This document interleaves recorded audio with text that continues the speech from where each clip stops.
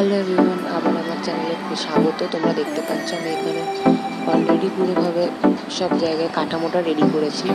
তার কাঠামোর আমি চারিদিকে লক্ষ্মী সরস্বতী টাঙানোর জন্য এইভাবে কিছু কার্ডবোর্ডগুলোকে স্টেপল করেছি, যেগুলো তোমরা দেখেই বুঝতে পারছো। আর আমি আগেই মা দুর্গাকে আটকে নিয়েছি মহিষাসুর সহ। সিংহটা এখনো বানাবো, সিংহ আমি অবশ্যই বানাবো।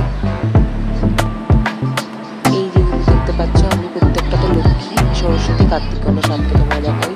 সরস্বতী আর কার্তিক তোমরা দেখতে পেয়ে গেছো, লক্ষ্মী গণেশও আমি আটকে ফেলেছি। সবাইকে আটকে